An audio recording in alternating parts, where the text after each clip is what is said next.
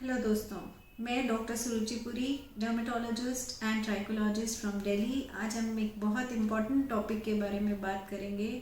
Hair loss के सभी patient जैसे ही 16-17 साल की उम्र हुई तो पहला क्वेश्चन ये कि मिनॉक्सिडिल यूज़ करना चाहिए कि नहीं हेयर लॉस के लिए।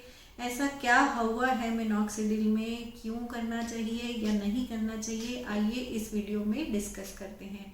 अगर आपको ये वीडियो अच्छा लगे तो उसे लाइक ज़रूर कीजिएगा और चैनल को सब्सक्राइब ज़रूर कीजिएगा।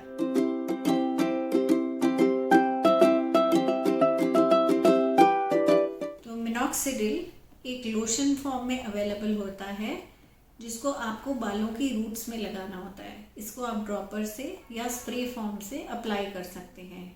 बेस्ट एप्लीकेशन मेथड ड्रॉपर के थ्रू होता है ताकि आप बाल की रूट्स में जहाँ जहाँ आपका हेयर थिनिंग है वहाँ पे अप्लाई करेंगे।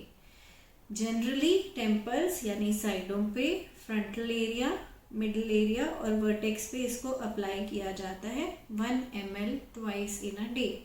बट ये डोजेजिंग वेरिएबल हो सकती है। कई पेशेंट्स में सिर्फ हफ्ते में 2 दिन भी सफिशिएंट रहता है, कई पेशेंट में 1 ml once in a day लगाया जाता है। कई पेशेंट्स में अगर हफ्ते में 1 दिन भी लगाएं बट डिफरेंट कॉम्बिनेशन ट्रीटमेंट्स के साथ तो even that is sufficient. So that we have to see upon the grade of baldness, the thickness of the hair follicle and वाकई क्या उसे मिनॉक्सिडिल से पेशेंट को फ़ायदा हो रहा है कि नहीं, या नॉन मिनॉक्सिडिल प्रिपरेशंस उतना ही बेनिफिट कर रही हैं कि नहीं। ये सारा डिसीजंस हमें पेशेंट देखने के बाद ज़्यादा अच्छे से समझ आता है। अब मिनॉक्सिडिल करता क्या है, कैसे एक्ट करता है? ये बाल के आसपास के ब्लड फ्लो को बढ़ाता है। It's a vasodilator. तो ये इसकी डिस्कवरी भी बहुत साल पहले मेडिकल साइंस में इसी प्रकार हुई थी कि ये एक एंटी हाइपरटेंसिव यानी ब्लड प्रेशर कंट्रोल करने की खाने की दवाई होती थी, ओरल मेडिसिन। बहुत साल पहले इस्तेमाल किया जाता था और देखा जाता था कि जो लोग उस दवाई को लेते थे उनके बाल उग जाते थे।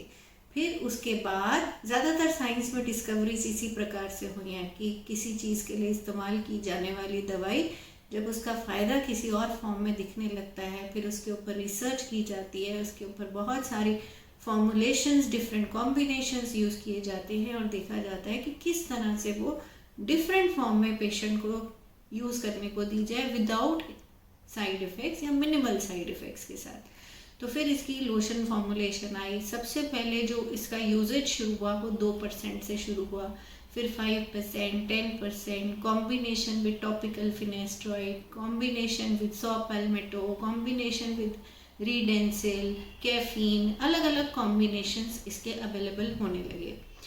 तो अब मिनॉक्सिडिल के फ़ायदे हमने डिस्कस किए कि ये वेजोडाइलेटर है, ब्लड फ्लो बढ़ा रहा है, DHT जो है ब्लड फ्लो कम कर रहा है, तो हमारा कुछ हद तक फ़ायदा मिनॉक्सिडिल से शुरू हो जाता है।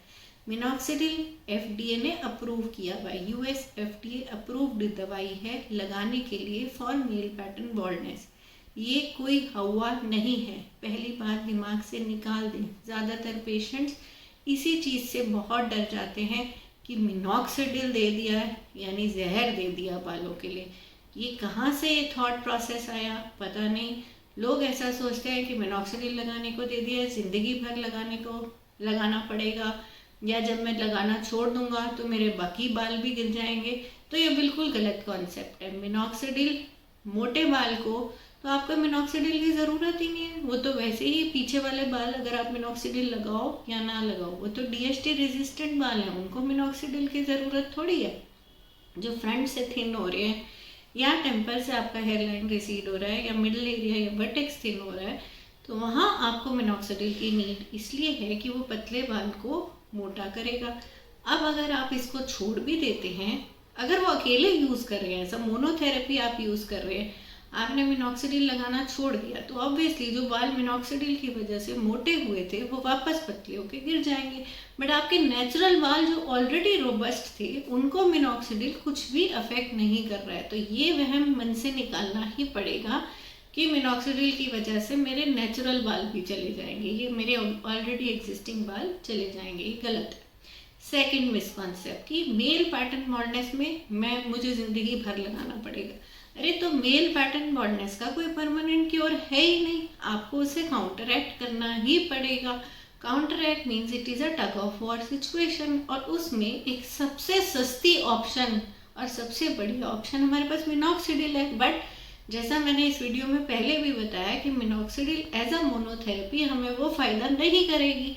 रीज़न बीइंग कि अगर आप बूढ़े आदमी की लाठी छीन लो और बोलो जी तू भाग के दिखा, वो भागेगा कैसे? उसकी टांग में जान ही नहीं है।